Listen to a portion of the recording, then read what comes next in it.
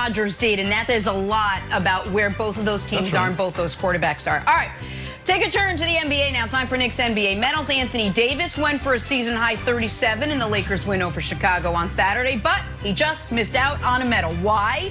Because 3 guys did more than that. Nick, who did earn a medal this weekend?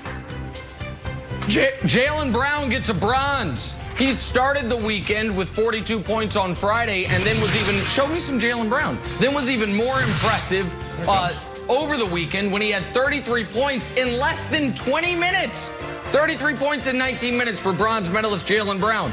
Silver medalist Bam Adebayo. 41-5-9, pardon me, in a close loss to the Nets. Wildly efficient, 14 of 20 from the field. It'd be a gold medal, but as you guys know, you get downgraded a bit for anything you do against the make-it-take-it Nets. And then the gold medalist, player of the weekend, Joel Embiid, 33 and 14 on Friday, or on Sunday, I think 38, 8 and 11 on Friday. Joel Embiid right now, either first or second in MVP voting, if you were to ask me. Joel Embiid gets your gold medalist. So Jaylen Brown, bronze, Bam, silver, Joel Embiid, gold. What's up, Brandon? What's the matter? Nick, what's wrong? I'm just a little shocked that you haven't mentioned Kawhi. There was a lot of talk about Kawhi Leonard and the Clippers. Oh, this team is bad. Kawhi doesn't play enough minutes. He's playing a lot of minutes now. He just went back-to-back games, 30-plus points against OKC, and not a mention at all? Well, OKC's probably going to be the worst team in basketball, but Kawhi is a strong fifth. It's a strong fifth. I'll give Kawhi Leonard a 5th place behind Anthony Davis and the 3 medalists, Jenna. All right, Wilds, with the always popular, who missed the cut on Nick's podium last night? Oh, it's very popular. Alex Caruso, we've seen this a few times. Here's THT looking for a high five. Doesn't get it. Look at Caruso, ultimate teammate. Come on over here, guys. Look at this. Boom. Great job. That's the type of teamwork we see from the NBA champions, Nick, that I expect from, co-MVP Alex Caruso. Alex Caruso, ultimate glue You're guy. going to do it for me, I'll Good do it for headband, too. myself. Ultimate glue guy. You know what? But we're always going to be process-driven here. And the way our defense was battling, the way our defense was playing, we felt like it was the right decision to do. And it just didn't work out. Aaron, did you agree with the decision to kick it there on 4th down? Well, I didn't have a decision on that one.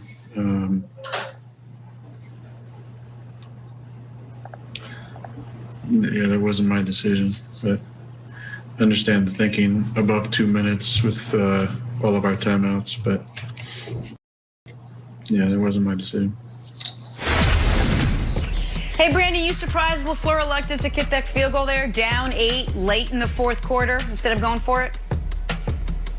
Well, first, he had the decision to take off and run on 3rd down when nobody was in front of him, and then you wouldn't even put your coach in a situation where he had to make that decision. But look, as a player, I've been in those meeting rooms where we talk through the tight red and red zone offense. It's hard to score down here in the tight red. They were on the 8-yard line. Look at the play before. Let's say he didn't have an opportunity to take off and score. No one's open. Right? They're dropping 8 people. It's hard to find someone open. So, yes, I agree with Coach doing it. If it worked, he's a genius. If it doesn't work, now we're talking about it. So, I go back to my meetings with Coach Josh McDaniels. He used to always say, Brandon, you got to understand that in the tight red, the first play doesn't work. So he would make us run the first play, and then he said, okay, now go work. Go find open spots, because that's where you're going to score a touchdown. 70% of the time in a tight red, you're not going to score off the first option. You got a 10-yard in cut back at the end line. You're not going to get it. You're going to get it when you whip back out and you run to the pylon. So I agree with Coach here. And obviously, he's getting crushed because it didn't work. And this is a part of the game. But I go back to that 3rd down. Aaron Rodgers should have took off and been a hero and dove in the end zone. That's what should have happened. And Brandon, even if he doesn't get in the end zone, he gets at least to the 3 or 4, and then they are going for it. If he gets positive yards there, then they are going for it on 4th down. So a couple things here. One is, they were down 7 or 6, kicking a field goal here to me would be indefensible. But down 8 is a different story because you can't, like, a 2-point conversion is hard to get. Just ask the Packers earlier. So the idea that they go for it, even if you score the touchdown, you might end up kicking off down a score to Tampa. So I get the logic of kick the field goal. If we get a stop, now a touchdown wins it for us. But I think the 2 most notable points are about what it says about both quarterbacks. Matt LaFleur, the Green Bay Packers started the season by showing so much faith in Aaron Rodgers, they traded up to draft his replacement. And they ended the season by taking the ball out of the alleged league MVP's hands. So it says quite a bit about what they think of Rodgers, whether they want to admit it or not. And I do want to thank Matt LaFleur because Wilds, he let me off the hook a bit because I am, on a short list of people that if you were to ask who's the most disrespectful to Tom Brady, people would probably mention my name relatively quickly. Well, not anymore, because Matt LaFleur kicking a field goal there is the single most disrespectful thing Tom Brady has ever experienced. More than me and Kellerman talking about a cliff, more than anything on Tom versus Time, more than any of it. Because what he said when he kicked that field goal is, guess what, GOAT? You're going to go 3 and out. We don't think you can get a single solitary first down. And he, of course, was wrong. I know Packer fans will say he was wrong because of a bad call, but it is what it is. So it was LaFleur saying, I trust my defense to stop Tom Brady more than Aaron Rodgers to get 8 yards. That is the nut of what just happened here, Wilds. Right. Well, let me jump in here. So for Tom Brady, he ended up having the last laugh, as obviously you know how that ended. He goes on to his 10th Super Bowl. But for Aaron Rodgers, Rodgers now falls to 1-4 in NFC Championship games as the focus shifts to his future in Green Bay this offseason. So, Brendan, I want to throw it back to you. Was yesterday more about Brady's win or Aaron Rodgers' loss? Oof. I think when it's all said and done, when we look up 3 months from now, 4 months from now, it's going to be equal. We're going to be talking about Tom Brady and what he's done next to Michael Jordan, Serena Williams, Wayne Gretzky, Derek Jeter. But then on the other side, there are a lot of questions surrounding Aaron Rodgers this offseason. Where do you go from here, right? Like, I know how hard it is just to lose a big game in a regular season.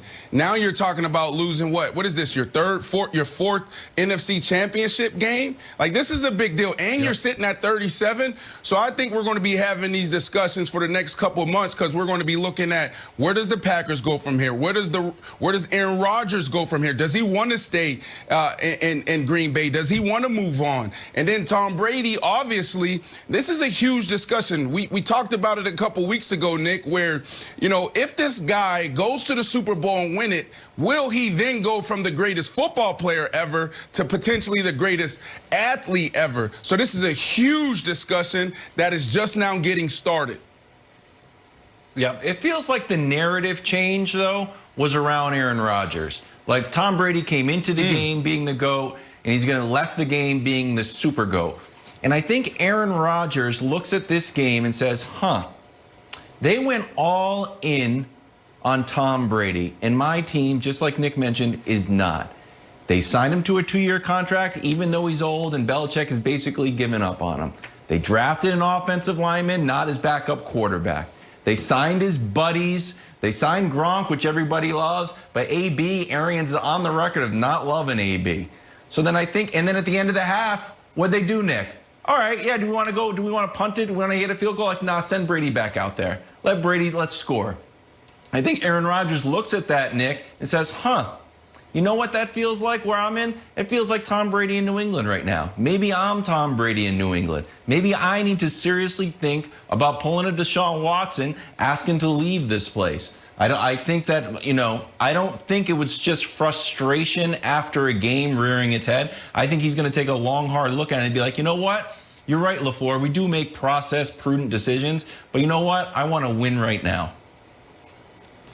I get all that, and I've been a huge supporter of Rodgers. I love him as a player. But if you want to win right now, the best thing Rodgers could have done would have been to play better yesterday. Because they didn't lose yesterday because they didn't have enough weapons. They didn't lose yesterday because they didn't have enough chances. So the reason I can't make it about Brady, can we just show Brady's stat lines? Brady, listen, Brady played perfect football for the first half and that one throw to start the second half. And then he gave the Packers every chance imaginable to get back in that game. And what did Rodgers do with those chances? Down 28-23, he went 3 and out. Brady then threw another pick, and Rodgers went 3 and out again. And as Brandon mentioned, down 31-23, could have run maybe for a touchdown, certainly for a decent gain, and he throws an incompletion. On top of that, what led to the touchdown for the Bucs before the half? Rodgers throwing a pick. So I love Rodgers. But the Packers were better than the Bucs throughout the entirety of the season. Rodgers was better than Brady throughout the entirety of the season. And last night or yesterday afternoon, that was not the case. And so I think this isn't when you played the Falcons and they scored 31 straight points in the conference championship game because your defense was horrible. The Packers defense got Green Bay back in this game after they had back-to-back turnovers. One on Rodgers, one on was Aaron Jones. And Aaron Rodgers had chances to capitalize, Jenna, and never could.